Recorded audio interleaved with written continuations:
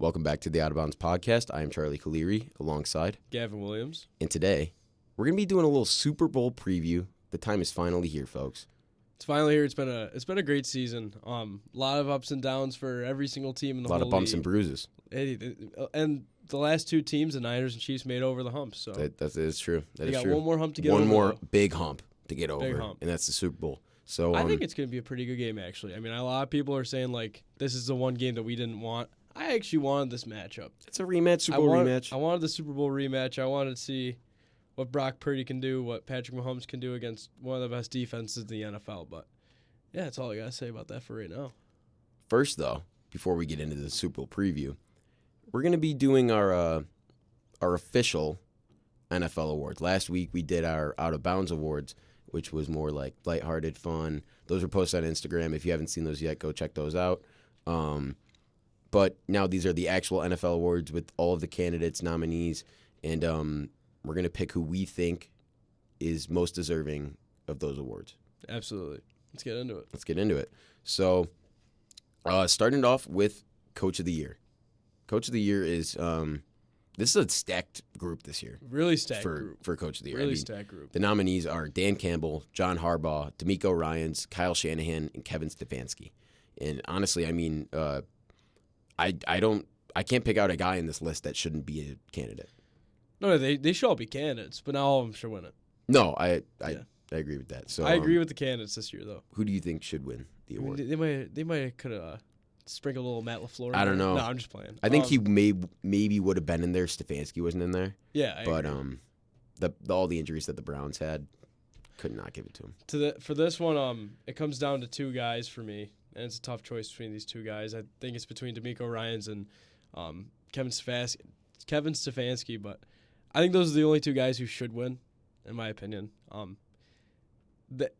The Texans went from the worst team in the league, second worst team in the league because it was draft last year, all the way to a divisional round, almost a shocker.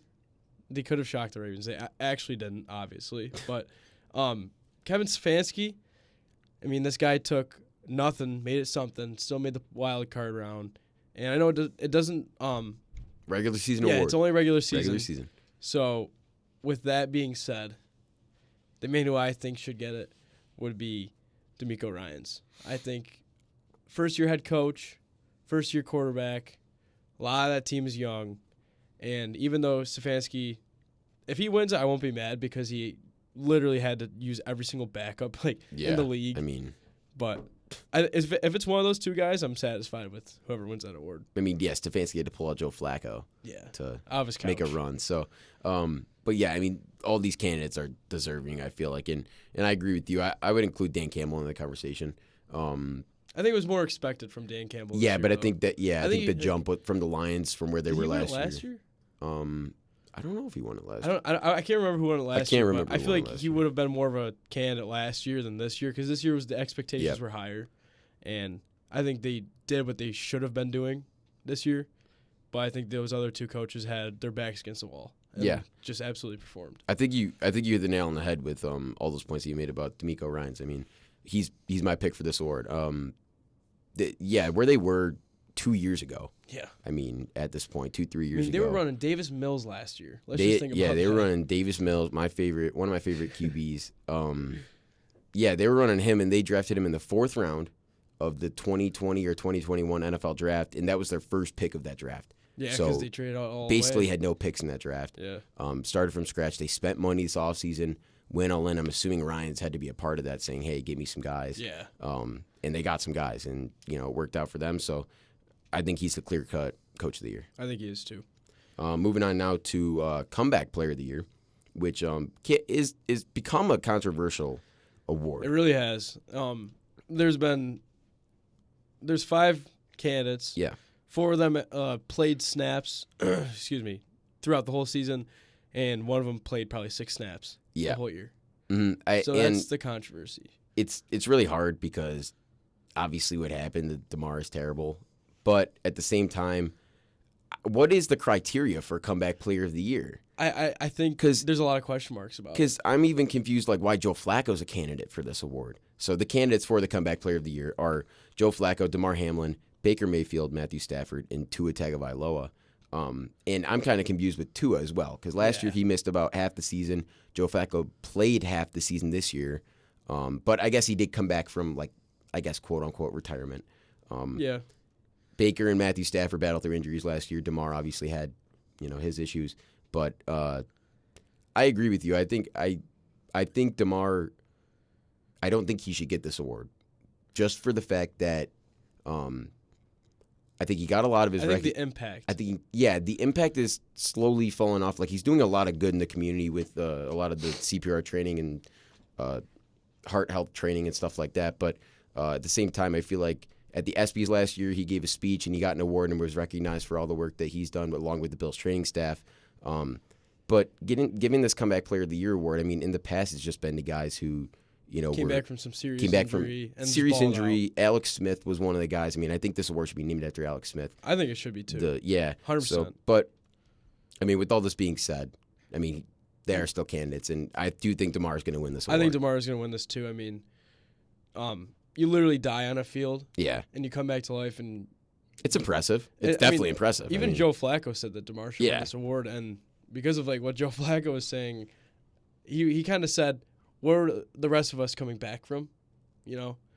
And I mean, I guess DeMar is coming back from death to playing he played the whole season, didn't get injured. I mean, he didn't play a lot, but he did his role in the special teams. And I mean, hey, you got to give it to DeMar here. I mean, for him even getting back on the field, I mean, it's pretty incredible. So would I like it? No.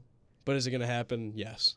That's I agree with you. Say. Yeah, I agree with you. I think there might be, just based on the criteria of the award, which still is unsure, but of it being in the past, at least guys coming back from serious injuries and just balling out the next year, it's just a little bit different this year, I guess. It is. So, I would put an asterisk on this year. I think. Yeah. Because if DeMar wasn't there, I think it'd be kind of a coin flip between Flacco and maybe Stafford, because Stafford came back from a season-ending injury last year. I personally think it's Baker Mayfield. I mean, that guy played on 3 teams. Because if we're not counting injuries anymore, that dude was on 4 teams in 1 year. 4 teams in 1 year, yeah. And then, first of all, was dumped by the team that drafted him first overall. And he brought him for a very questionable guy. Yeah. Which that decision will be questioned for a long time. I guess we'll see next season. I guess we'll see next season. But and then he went to Carolina. Obviously, that did not work out. Not the best situation for anybody. And then he goes to the Rams. He played pretty well. Because of Matt Stafford's injury. Yeah. Played pretty well. Won them a game by himself, basically. And then signed with Tampa Bay this offseason. Won them the division. Brady. Won them the division. Coming after Brady was very daunting task. Nobody thought they were even going to sniff the playoffs. Nobody thought they were sniffing the playoffs, and they won a playoff game. They made it to the divisional round against one of the juggernauts of the NFC who they lost to. And I understand. But they beat the team that went to the Super Bowl. It's a regular season award, but at the same time, they still won the division. They still won the division, though. They won the division, and that's a regular season's winning the division. So I personally would give it to Baker Mayfield. I mean, I like that. But so next, we're gonna move on to Offensive Rookie of the Year, and oh my God, this thing is stacked. This award is stacked. This could be the list for Offensive Player of the Year next year. Yeah, I mean, this is crazy. And so the candidates are Jahmyr Gibbs, Sam Laporta, Puka Nacua, Bijan Robinson, and C.J. Stroud. All these guys, phenomenal seasons. The league is in good hands. I think the one guy who I would say would definitely not have a sniff at this would be Bijan, because he wasn't utilized enough at all. I agree. I also don't think Gibbs really. I don't really think he should have been a nominee. I'm not a fan of that nominee either. But I get it, though. I like it, though. I mean, I like Gibbs a lot. I think he's a great running back. I think he exceeded all the expectations. Like, everybody was saying, Lions, so early. What are you doing? Drafting him at 8 or 9? I mean, what are you doing? But they got their guy, I guess. But imagine how different it would be if the Falcons didn't draft Bijan and he fell to the Lions. That would be interesting. Where are we at right now? But, I mean, I think the leading frontrunners for this award are Puka and C.J. Stroud. Yeah, 100%. In my opinion. I mean, Puka came out of nowhere. He was a 5th-round pick. We didn't know how to say his name. No. We didn't know how to say his name. And we sure know how to say it. We sure know how to say it. Hey, he won the best catch of the year for the Pro Bowl. I didn't know that. Yeah, I was watching. That's cool. He was on he was wakeboarding. Not wakeboarding. He was Like water surfing? Yeah. Oh, that's cool. I can't remember what it's exactly That's called, cool. but it was kind of cool when he caught the ball. Ah, nice. Yeah. So, personally, I believe this should be Puka's award. Really? Yes, 100%. I could see why anybody wants to say Puka, but I'm not looking away from C.J. Stroud. I think C.J. Stroud deserves this more than anybody. I totally understand the reasoning, and I Yeah. think he's probably going to get it. But I'm just standing up for the Puka fans in the Oh, back. yeah. And this dude, what was it? Yards, receptions, Catches, yeah. and just overall being an underdog Yeah. and coming out of nowhere. This dude balled out this season. He broke records. I mean, no offense to Stroud, but he didn't play the whole full season. He didn't. He didn't And play the Puka, full Puka season. played every game. Puka played every game with toughness too. Yeah. I mean, that guy didn't waver from day one. You'll see rookies come in week one and kind of crumple under the spotlight and get scared of because they're playing grown men now. But Puka just faced it, and that's what he had to do. That's what he had to do. So I mean, yeah. I mean, Puka, he came out of nowhere. CJ, I think he had some good compliments with Nico Collins. He had a pretty decent running back duo behind him, Pearson Singletary. He had a experienced Dalton Schultz, who I think was that was the great for biggest him. pickup I think Yeah. of the offseason for them. And honestly, I think I maybe saw that coming. I think when they did pick him up, because they really didn't have many offensive weapons. But No, getting a not guy at all. like Dalton Schultz, keeping him in state, I guess was pretty smart. Because he doesn't have to move pretty far, and he doesn't really need to change his lifestyle too much. So You know, I guess but- good for them and being smart about that decision. Yeah, I think that by far Schultz helped him probably the most. And 100%. they have Tank Dell. Even when Noel Brown. when Dalton Schultz was hurt. Yeah. Yeah. I mean, what an impact that C.J. Stroud put on. You see Noah Brown? He had a few Yeah. good games in He there. had a few good games. in there. But I I mean, forgot about Noah Brown. Tank Dell's out. Yeah, Tank Dell. And Yeah, he was out, and he's probably going to be one of the comeback player of the year awards next I year. agree. He I might agree. be in the maybe not conversation. because he's so young. He's so young. But I mean, It depends. to be fair, we yeah. have Burrow. Let's see what he does. We have I mean, every next year it's single- going to be stacked. Nick Chubb coming back. It's gonna be crazy. Burrow. I mean, ton of guys. List goes on and on. Yeah. But with this, I'm going to say C.J. Stroud because of all the adversity from going to a team that was poverty Yeah. to bringing them to the playoffs. That too. I mean, that's the main point for Yeah. CJ, and I fully understand. And It's he the won same the point I division, just too. made. It's the same point I just made with Baker. Yeah, he So- won the division. And Yeah, but I mean, to be fair to Puka's point as well, first few games of the year without Cooper Kupp, they Balled weren't out, had doing 100 anything. plus And yards every game. and then when Cooper came back, it kind of opened up the field for Puka, and we saw a little different version of him. He was getting in the end zone He a little wasn't bit carrying the more. team. Yeah, he didn't have to run. He could run those deeper routes. Yeah. he didn't have to run those underneath one that Kupp usually runs. So, I got Puka here. You got CJ. I got But moving CJ. on to the defensive side of the ball, rookies wise, these are the candidates this year. Will Anderson Jr. from the Texans, Jalen Carter, Joey Porter Jr., Kobe Turner, and Devin Witherspoon. I think it comes down to two guys. Kind of like Offensive Rookie of the Year, how it came down to CJ and Puka, I think comes down to Will Anderson Jr. and Jalen Carter. I agree, and I think I had Jalen Carter as my. Did I have Jalen Carter? Or did you have Jalen Carter? I can't remember. I think I had Witherspoon as mine. One of us had Jalen Carter. I know. One of us had Jordan Davis. I think you might have had Jordan Davis. I don't think I did. Maybe not. I don't know. But anyway, one of us had Jalen Carter as our defensive rookie of the year. Because Bijan was my Rookie of the Year. Bijan was your rookie of the year, and I don't remember who You I had Jordan Addison. Jordan Addison, which would honestly not a First half terrible of the pick. season, it was pretty Not a pretty terrible solid, pick. But with that being said, I agree with you. I think that Will Anderson Jr., I mean, he's the same thing as CJ. I mean, not carrying the defensive side of the ball, but I guess energizing that defensive side of the ball and bringing them to what they are they're now. gonna have a great future, man. That D line already is gross. Grenard stepped up this year, coming in from the linebacker position behind Will Anderson, which definitely helped him out. So, yeah. I mean, that defense is rolling. And Jalen Carter, I mean, that defense goes without saying. I mean, they're basically just Georgia's defense, but I mean, he Hey. fits in so well there, and he Fits balled well, out this man. year. And it's so tough just to pick one of these guys. It could be another Jets year where they get both their guys. It could be. Texans here.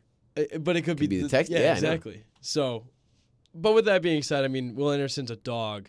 But I'm going to give it to Jalen Carter here.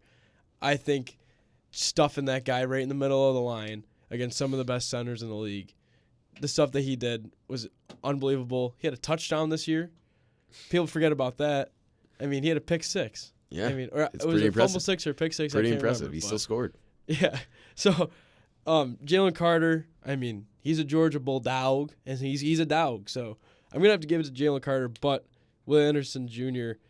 definitely a 1A 1B type of situation in my opinion. 100%. And I got Will Anderson here, just for the simple fact of what I already said. I mean, he came in and changed that defense basically. I mean, obviously they brought in other guys like Desmond King and other people to solidify that secondary too. But that D line is his. That's his D line. I mean, as it was with Mario Williams and J.J. Watt, now it's Will Anderson. So Yeah. I mean, the Houston Texans have a great track record of pass rushers. And they have a great track record of having a great future. I Yeah. mean, they went 2-0 when it came to picking two best Picks guys 2 in and the 3. draft. Picks 2 and 3 in the draft. They went all for it this year, and And it it really paid worked off. out for them.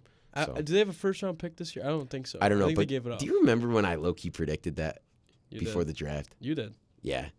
That's one of my craziest predictions I've ever made. It was a great prediction. I mean, though. I don't know how. And I've been seeing already. It's only after their first years and they're doing the redrafts. Mm. And I did not see Bryce Young in the top 10. Yeah, I mean, I So, get it. Yeah. No, I definitely get it. But one day we'll have to do a redraft. of this, I hope just that- this draft class because it was unbelievable. I hope that Bryce Young does have a really good sophomore season, but it's trending in that direction for him. It is. It's trending Unfortunately. in unfortunately, we were due for a bust. We were. We were due for a bust, and I thought it was going to be Caleb Williams. Yeah. Personally, because I coming just up. thought the way that the timeline came up, but it might be Bryce Young. It might be Bryce Young. Might be Unfortunately, Bryce. I really like Bryce Young too. So. I guess we'll see though. I bet you they give him one more year to get Yeah. a couple wins. Mhm. And if he gets his couple wins, they'll give him one more year to show out, and that'll be it. I think his cap is 3 seasons before they give up on him. Fair enough. So moving on from that, we got the offensive player of the year, which is also just absolutely stacked. I mean, These boys. dude, this list is unreal. I mean, let's just read it: Tyreek Hill, Lamar Jackson, CeeDee Lamb, Christian McCaffrey, and Dak Prescott. 2 of these guys are in the MVP race right now. 3 of them. Yeah, 3 of these. Three of guys. these guys. MVP race. So Which do you think guys should be considered for both? no, I agree. I don't think so. Yeah, I don't. Maybe in this case, maybe specifically, we'll get into that in a second. But I think maybe having Lamar and Dak in there. I have Christian McCaffrey winning this award. If you couldn't tell by where I'm going with this, but Lamar and Dak, I don't think should be included in this award. Maybe Lamar, but I would not put Dak in there. Dak doesn't put up enough total yards. I feel like to be the offensive player of the year. I feel like the offensive player of the year is a guy, that puts up those yards for his team. Is not just the passing yards. Yeah. Like his wide receivers on here. Yeah, CD. I mean, I don't know. I'm That's not- just a controversial. I'm not gonna go with CMC here. No, I'm not. I'm gonna go with Tyreek Hill. fair enough. That was. Yeah, I And- was gonna say that's And probably the. I think those are the best 2 choice. guys. I like Tyreek Hill because obviously everybody knows what he does every single week. His down week is still only 60 yards, which most people's bad weeks could be 20. Yeah, And Tyreek Hill, he didn't get it this year because he got injured, but I think he's getting 2K next year. I'm very firm. I mean he that was he'll- definitely on track. Yeah, I before mean- he got hurt. Yeah, so I got Tyreek here because you'll see what I have to say about CMC in the future. ooh, Just wanna okay. point I that got out. well. I have CMC for this award because I mean, how many touchdowns did the dude score? He only 20 plus. I think he only had one game where he didn't score a touchdown. But he had 20 plus touchdowns Oh, in one game where he didn't score. I mean, that's all I need to hear. So, and Touchdown also machine. think about how impressive this is that he had 20 plus touchdowns. Okay, only missed one game without a touchdown throughout the whole year with Brandon Ayuk, George Kittle, and Debo Samuel on his team. Yeah. You're thinking, how are those guys getting touchdowns? Well, I mean, they're not. And They're not.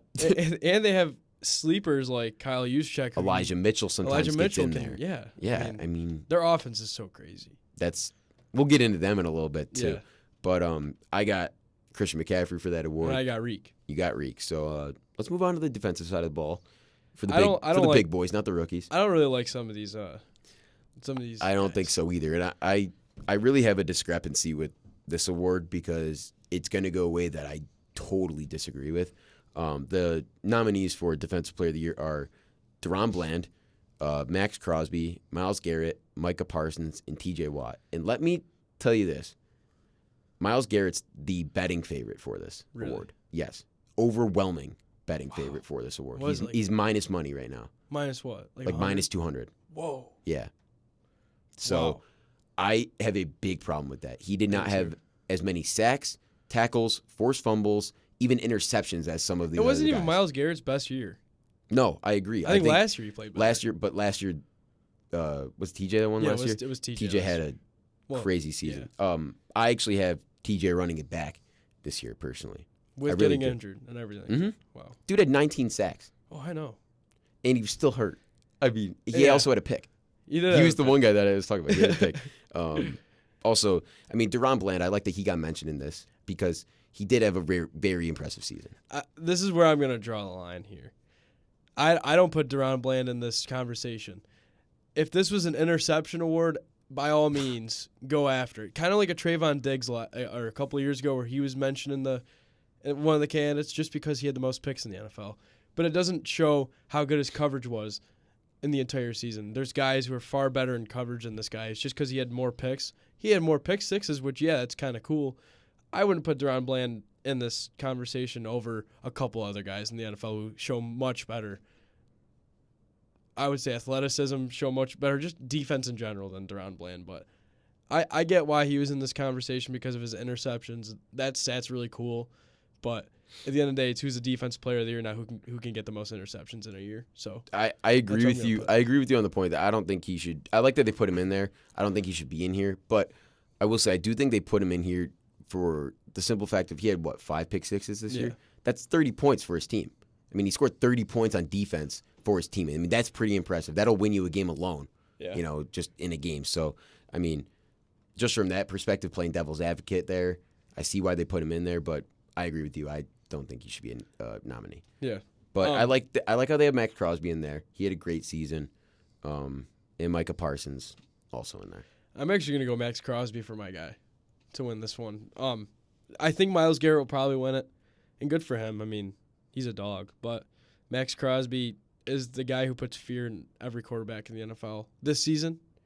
I mean, even Patrick Mahomes, I saw something about him yesterday. He said, "That's the one guy I don't want to go against," and he's like, "That guy's angry. That guy's mean." Yeah, he's got to He play him twice a talks. year too. I mean, Yeah. they respect each other a lot They too. do. I like when those teams play because Crosby and Mahomes go back and forth the whole game, but then after the game, it's all We're love. hugging it out. And I mean, that's one of the only guys that Mahomes, I think, like legitimately win or lose, which usually it's win for him, but win or lose, I think he'll go over and shake his hand and be respectful every time. And Yeah.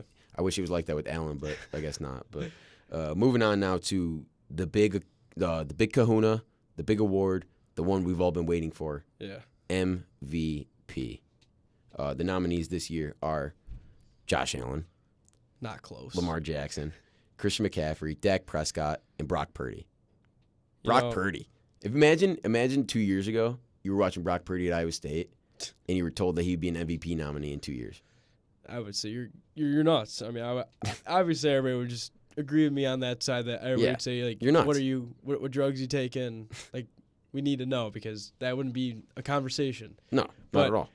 I don't care what anybody says about Brock Purdy. He should be in this candidate. I mean, he should be a candidate. I mean, he balled out all season. He only had, I would say, 2 or 3 bad games. Prove me wrong the whole year. And Prove me wrong the whole year. This guy's a dog, and he's the future of the Niners offense. It's going to run through Brock, and he's a dog. He literally cannot do anything wrong. I don't care how many great throws or bad throws or how many interceptions this guy threw against the Ravens defense. This guy should be here. I'm really happy. He's not winning this thing. I can tell you that. No, for no, free. no. He's not winning. But I'm at least glad that he's here right now. I was going to mention that I don't know if this is kind of maybe just coincidence or what, but we did mention that Lamar, Christian McCaffrey, and Dak Prescott were all nominated for Offensive Player of the Year as well, right? And then the did. 3 of them were also for MVP. Do you think that just means that they're just the top 3 MVP candidates? I think that's Allen what it and Purdy means. are just there. They're 4 or there 5. for the Just for the looks. nominee. Yeah, Yeah. because you have to have 5. Yeah, I honestly think that's too many. I do too. I think 4. I think 4 is even 3. No, I think 3's good. No, I was saying like even 3. Like they should have. It should be a 3-man award Yeah. between 3 people. And for the first Basically it time is. since Adrian Peterson, I'm having Christian McCaffrey be the first non-quarterback to win it since Adrian I Peterson. love won that. it. I love that, and I hope it happens. I really do. I think he is the most valuable player in the league. Not the quarterback of the year. I think he's the most valuable player in the entire league. I mean, this guy carries the team on his back when he needs to. Dak Prescott doesn't. We saw that plenty of times, especially against the Niners. We saw Lamar Jackson not do that against the Colts. And we saw Christian McCaffrey do everything he can every single game. Only had one game where he didn't record a touchdown. This guy's a touchdown machine. He has every record, not historical record, but he's number 1 in every single category for running backs this year, which is unbelievable because this year's running backs were great. And I thought this year's quarterbacks were weak. That's how I'm going to put it, and that's how I think Christian McCaffrey, if he doesn't win this award, yeah, I'll be PO'd. I'll probably go to Lamar because they were the number 1 seed. But Lamar didn't. He only had like 3,000 passing yards. I don't care what he does on his feet. I don't care how many touchdowns this guy. I mean, he had less passing touchdowns than Dak Prescott.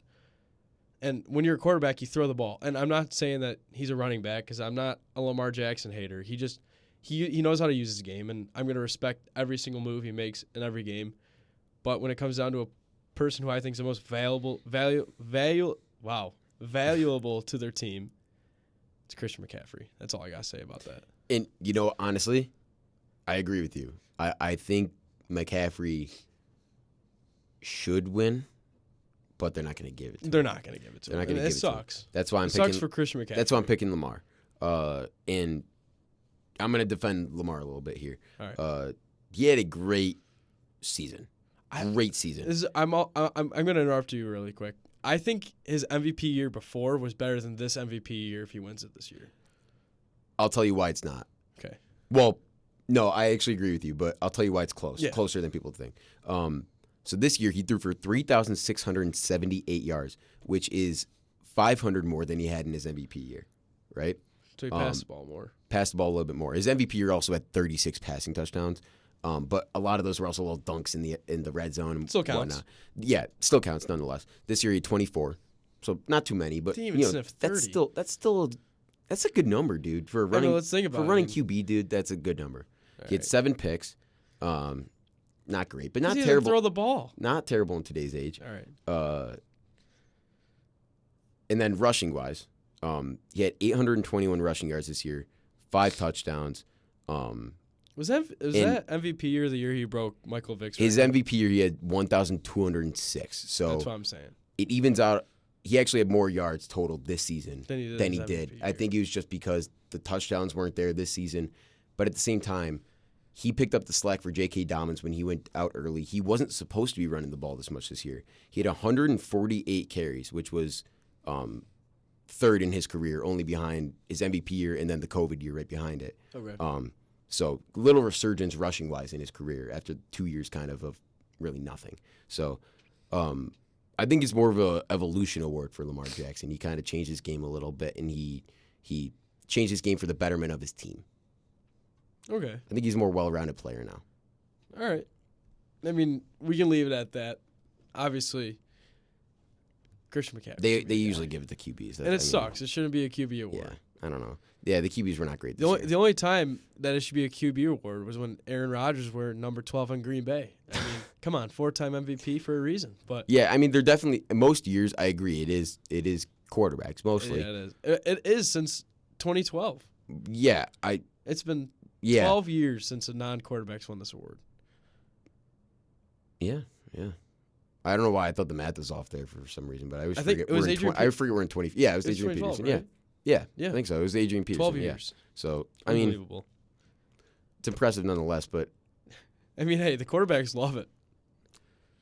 I mean, they love every cent that they're getting yeah, of course they do. from winning this Of course award they every do. year. Do they win? Do you win money for winning? I don't know. awards? I actually have no idea. I know have you no get a clue nice, either. cool little trophy-looking thing. Yeah. So I take the trophy, but Speaking of trophies, let's talk about the Lombardi Trophy. Let's talk about the history of the Lombardi Trophy, Cool, actually. let's do it. Green Bay Packers legendary head coach. That's all I got to say. That's it? That's all you got? Hey, him. Him. One of the greatest coaches ever. So, Super Bowl's this Sunday, if you didn't know. Yeah, if you were sleeping under a rock. You were sleeping last year during the Super Bowl. And we don't talk about last year's Super Bowl. We don't talk about that. So, the Niners and the Chiefs What a are great playing game. Super Bowl 58. And our picks will be out tomorrow, as I mentioned earlier. So, we won't tell you who we're picking in this game. You might be able to get a sense, but you won't fully know until tomorrow when our reasonings come out on Instagram. So be on the look for that. But Gavin, I mean, overall initial thoughts of this game. Yeah, initial thoughts. I think at championship weekend, not Super Bowl weekend, at championship weekend, these were the two best teams available to play in the game. I am ecstatic that these are the two best teams playing in the best game of the year right now.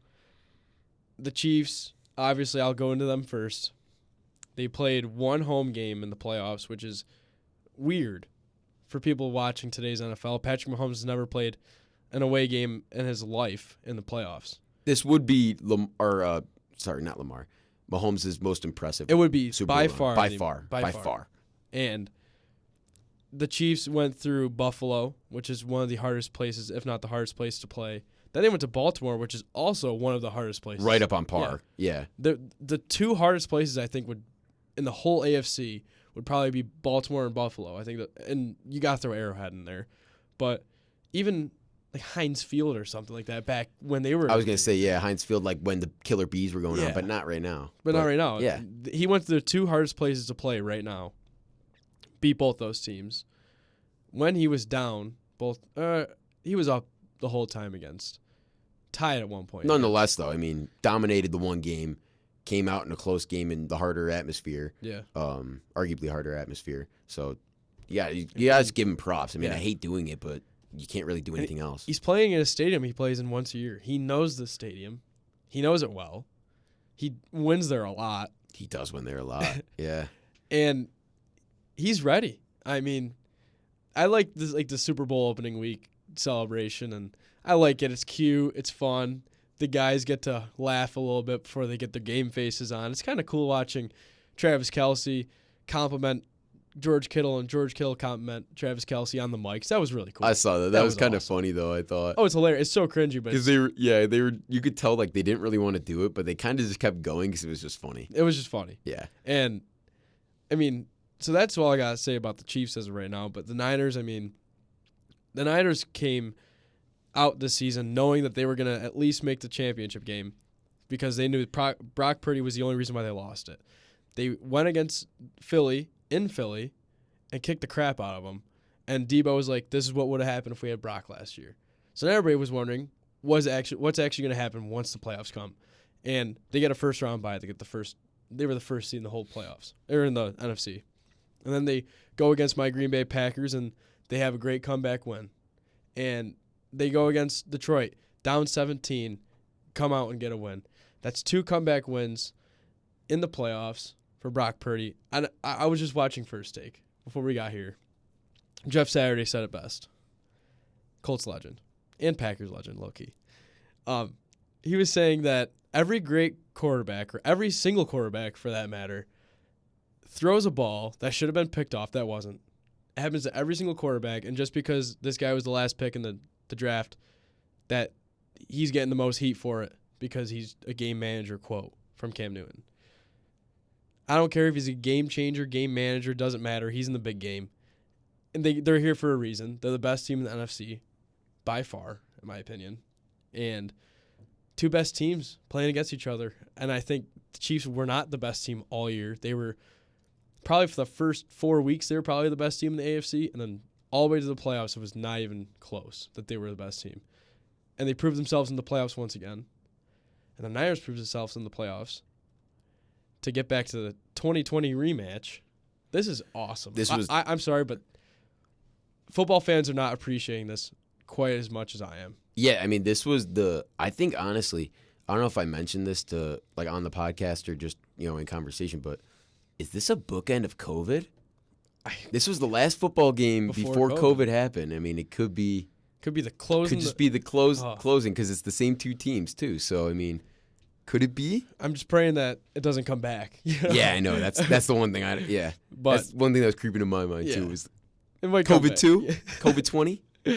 But yeah, I mean this is gonna be a game. A lot of people think, oh, Niners are gonna blow them out. This is a great Chiefs defense. I don't think it's gonna be a blowout. I think it's gonna be like a 28-24 victory for one team. I agree. That's something like I was that. thinking 27-24. Yeah, something like that. Like nothing in the 30s. It could sniff the 30s. I Like think 31, maybe 31. 28 Yeah. or something like that. Yeah. But it's not going to be like It's it was gonna be last year. it's gonna be a 6 within 6 points, 7 points. And I'm going to be honest. I think the first quarter is going to be slow. I think it's going to be 100%. horrible. It might be a 3-0 or a 0-0 game. But once that second quarter kicks off, boys are rolling, and it's going to be a great game. I know it's going to be a great game, actually. Yeah. So I mean, I'll start on the Niners side. So earlier this week, with the Niners, they had a little problem with their practice field in Vegas. Oh, UNLV. UNLV. So the Chiefs, I believe, got the Raiders practice field because they're the Yes. designated home team, right? Which is fair, totally fair. Same I mean, jerseys, by the way. It's weird. really? Yeah. It's so as the last one. as their rematch, the Chiefs were wearing red and the Niners were wearing white. And this year, the Chiefs were wearing red, the Niners were wearing white. Oh, I thought that nice. was kind of Nice, interesting. that's cool. So yeah, the Chiefs are the designated home team this year. So totally fair. They get the Raiders. You know, it's NFC one year, AFC the other year, so Yeah. it's just 50-50. But of course, the Chiefs that don't get this problem. So the Niners practice field the other day was like waterlogged or the It was just softness level. horrible. They have like softness levels that they read. The fields never get below 70. That's the lowest. And the average that an NFL field is usually is 77, I believe. And the 49ers practice field's like softness rating or hardness rating, whatever they call it, was in the 50s. So well below They're playing on the rocks. league average and well below the league minimum of where they want the fields to be. So the Niners basically just said we're going to deal with it and we're just going to play our field. I And can tell you that they they're- won't alter their practice schedule. And they're not gonna. I can tell you right now, there's no contact this week. No. You cannot tackle someone. Honestly, that who's might playing rocks. benefit them because as we said, or not as we said, but last year the field was terrible. Last year, I mean, people were sliding all over the place. The sod father, all that stuff that was going on. I don't know if he's back this year, but if the field is bad again this year, I think the Niners have the upper hand in this game they're because used to their it. running game's better and they were practicing on that field the whole week. So, but if the field's not good and it's in good conditions, it should just be an even game. So, yeah. So the Niners, I mean, great road. They've been a top 3 team the whole season. Even when they had that losing streak, I still believe that they were a top 3 to 5 team in the league. I can't say that about the Chiefs. I don't.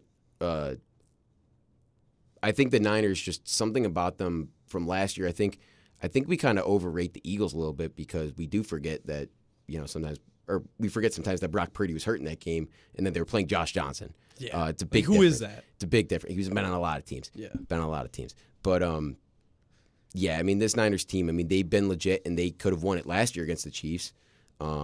They might have last year, but I think this year they have a better team, and I think they have a better chance. They have way better of a chance this year than if they made it last year. Yeah, I mean the run that they've gone on too. I mean they beat the Lions and then they beat the Packers. So 2 NFC North teams and then getting up to the Chiefs. So not a crazy playoff run from the Niners, but I mean you got to win the games that you play. So I mean you can't You really only say play the anything about schedule that. that you Yeah, handle. you can only play your schedule. Yeah. You only play your schedule. So I think the way that the Niners will win this game is establishing the run game early and just keeping the Chiefs off the field. If you can keep that Chiefs defense on the field, You're I in good feel like shape. they have a pretty good chance to win this game. I think McCaffrey's going to have a big game. I think he's going to be involved early. Like you said, I think it's going to start slow.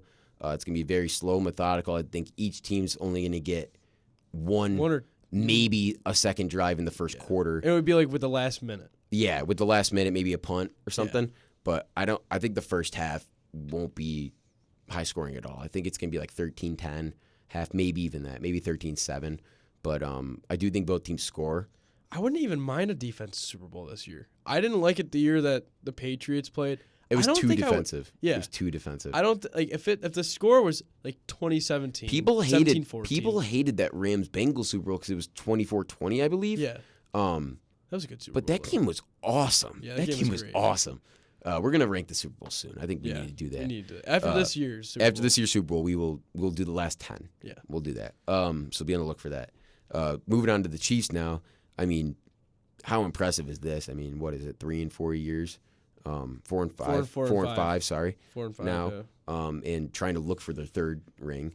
If Mahomes can get to 3 and 1 in Super Bowls in his first of all, playing in his 4th Super Bowl is just insane in his 6th season. But if he can be 3 and 1, man, He's on the chase. This guy is definitely on the chase for Tom Brady. For Tom Brady. I mean, it could be a kind of maybe if Mahomes kind of stalls out a little bit. Let's remember Brady had 3 early. And then Didn't really have anything for about 10 years, and then came back and won 4 within 7 years. So pretty impressive run there. But this Chiefs team, I mean, they have experience, and they have championship DNA. So I mean, I wouldn't be surprised if they come out on top of this game. But at the same time, I feel like this year they've been so inconsistent and so untrustworthy that it makes it hard for me to believe that they're even here. In this game, It does make me hard. It still kind of feels like I totally believe that they're here, but at the same time, it's like not this Chiefs team. Yeah, it's so weird. It's weird, but Because there's been far better Chiefs teams. yeah, I agree. But I think the overwhelming, apparently according to ESPN, 64 experts weighed in on the game, and 49 of them picked the Chiefs. Wow, which is wild to me. The most common predicted final scores were 27-24, picked by 8 of the experts, and 27-21 for 7 of them. The lowest combined total score was 2017, so 37 points, and the highest was 64 for a 34-30 game. Largest margin of victory was 34-14, so 20-point margin of victory. That would be terrible. That would be horrible in this game. That'd be like a Bucks Chiefs Super Bowl, and I Yes. hated that Super Bowl. And 52 of the 64 experts said this game will be within a touchdown, I really hope so. which is great. I So, really hope so. all those things look for, but I mean, it's trending like this game's going to be incredible. Yeah.